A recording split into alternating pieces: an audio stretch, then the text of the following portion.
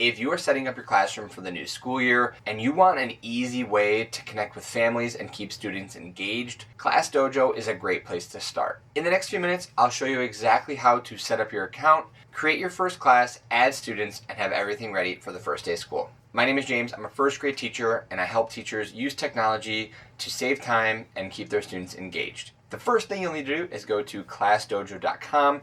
If you are new to ClassDojo, you will need to hit sign up in the top right corner, and you'll need to answer a few questions about yourself so that way you are able to create your teacher account. If you already have a ClassDojo account but need help making a new class, this video will also answer those questions. So if you have an account already, just hit log in. After you set up your teacher account, it will prompt you to create your class. The first thing ClassDojo will do is to prompt you to create your own class. You can call it whatever you would like. It defaults it to your name's class, so for me it'd be Mr. Morrell's class. You can put your last name and then the grade and the year. You can label your class however you would like, and then you need to choose your grade and hit create. You have the option of adding co-teachers, so if there's intervention specialists or if you have team teachers that you would like to add, or adding encore or special teachers is also an option. So if there are issues in their classes, they can reach out to parents and families connected to your class as well.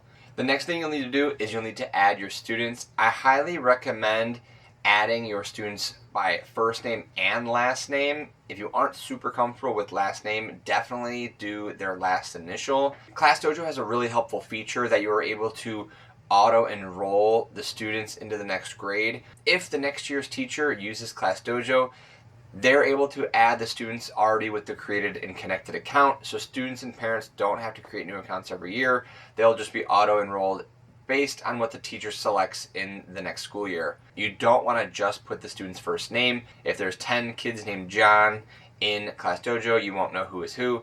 So at least adding their last initial is helpful, but I do recommend putting first and last name. So I'm going to add my first student. I'm just going to put my name in there just for practice. So I'd add James Morrell and hit save. Now you do have a few ways to help get your parents connected.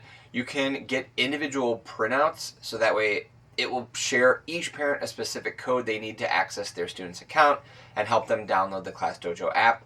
You can send a link or have class printouts. It's one printout for all families that they're able to sign in that way as well. I think the individual printouts is always the easiest and most helpful for parents, so they know exactly step by step how to connect their app to their student's account so they can communicate with you immediately. When you're setting up your account or afterwards, you do have an option to join your school. If your school has a ClassDojo ambassador who set up the ClassDojo for your school, it does make it easier for everyone to be connected, so your school can make school-wide posts that parents from any grade level will be able to see what's happening in the school. You don't have to connect your school if you just are using it in your class and other teachers aren't using it, but it is a really awesome feature if all the teachers are using ClassDojo. It really streamlines communication from all grade levels throughout the building. Now, one of the first features I want to go over is the class story. This allows you to post updates that are happening in your classroom that will be seen by all parents who are connected. So if you want to share about an upcoming field trip, an event that's happening in your classroom, this is where you'll want to share that. All you have to do is post about it one time, and it will be seen by all parents who are connected. You don't have to worry about messaging each parent individually, so it saves a lot of time. The chats is where you will be doing your individual messaging. If you need to speak to a parent about something specific relating to their student, this is where you want to do that. You and the parent are the only ones who are able to see that conversation, so it is private, and it's also a good way to connect with parents directly. You also have your class calendar. This is a great place to put upcoming events that are happening, field trips, important due dates or deadlines. This can also be seen by all parents in the class, so all you have to do is add the event to the calendar by hitting create event, and then it will be seen by everyone who's connected to your class. Dojo Islands is something new that ClassDojo created within the last year or two. It's not something that I'm familiar with, so I don't want to share a whole lot about it right now, but I think this year I might give it a shot. Those are the basics of setting up ClassDojo and getting students and parents connected. If you have any other questions about ClassDojo, please feel free to leave a comment below and I can answer those questions and help you out.